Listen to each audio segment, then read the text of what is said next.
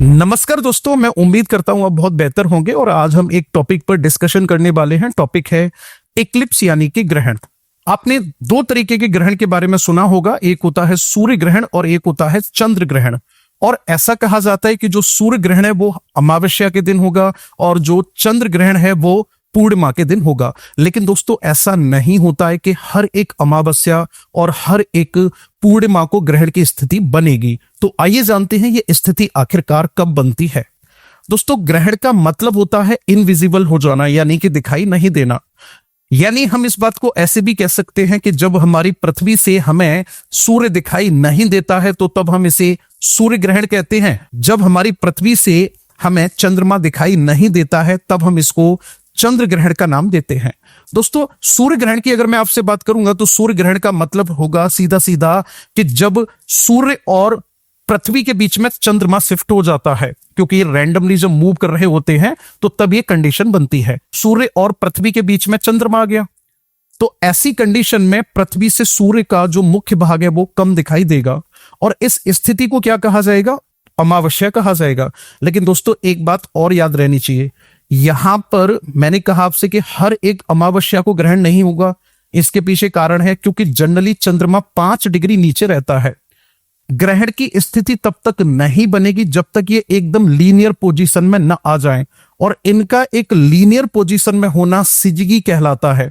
तो यानी कि हमें एक बात याद रखनी है कि ग्रहण जो होगा, सूर्य ग्रहण जो होगा, सूर्य ग्रहण की स्थिति तब बनेगी जब अमावस्या होगी प्लस सिजगी होगी। यानी कि अरेंजमेंट में सूर्य और पृथ्वी के बीच में चंद्रमा का आ जाना, साथ ही साथ इनका लीनियर पोजीशन में होना, यह सूर्य ग्रहण की स्थिति होगी। दोस्तों जब सूर्य ग्रहण पड़ता है ना तो तब हमें सूर्य का जो आउटर पार्ट दिखाई देता है उसको डायमंड रिंग बोला जाता है और वो खतरनाक माना जाता है उस समय, क्योंकि एक्स रे रिलीज हो रही होती हैं जो कि हमारी आंखों के लिए हानिकारक होती हैं। अब अगर मैं आपसे चंद्र ग्रहण की बात करूंगा तो चंद्र ग्रहण की स्थिति तब बनती है जब चंद्रमा और सूर्य के बीच में पृथ्वी आ जाती है। दोस्तों पृथ्वी चंद्रमा और सूर्य के बीच में आकर के सूर्य से निकलने वाले प्रकाश को अवरुद्ध करती है, यानी कि उसको ट्रैप करती है। ऐसी स्थिति में जो अर्थ का शैडो है वो चंद्रमा के ऊपर पड़ता है और चंद्रमा हमें दिखाई नहीं देता है। इस स्थिति में भी हमें ध्यान में रखना होगा कि हर एक पूर्णिमा को ग्रहण नहीं होगा, चंद्र ग्रहण नहीं होगा, क्योंकि पूर्णिमा के साथ साथ सिजगी की स्थिति भी बनना जरूरी है।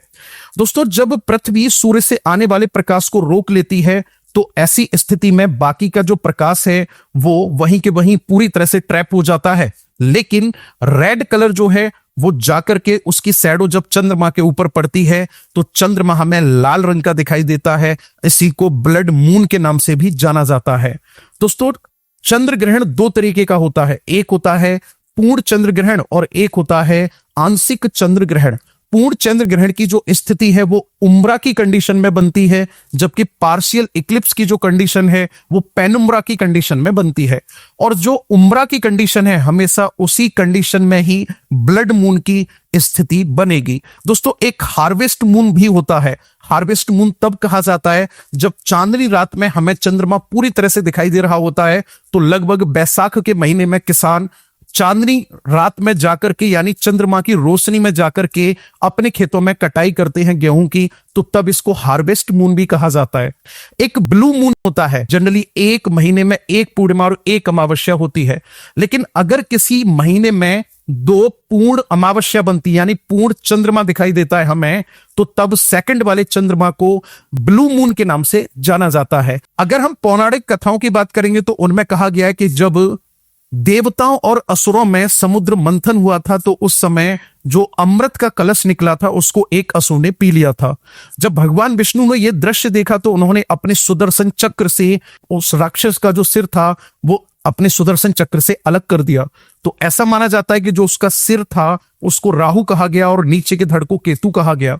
और ऐसा माना जाता है ये राहु और केतु सूर्य और चंद्रमा से बैर रखते हैं और ये जब जब इनको निगलने की कोशिश करते हैं तब तब चंद्रमा रेड हो जाता है। इसी को ब्लड मून कहा जाता है। लेकिन दोस्तों हमें साइंटिफिक लॉजिक को अच्छे से समझना चाहिए। और दूसरी बात, चंद्र ग्रहण की स्थिति इतनी खतरनाक नहीं होती है, सूर्य ग्रहण की स्थिति जो है वो ज्यादा खतरनाक होती है। तो आई होप आपको ये चीज बहुत अच्छे से क्लियर हो पाई होगी। वीडियो को शेयर जरूर करना।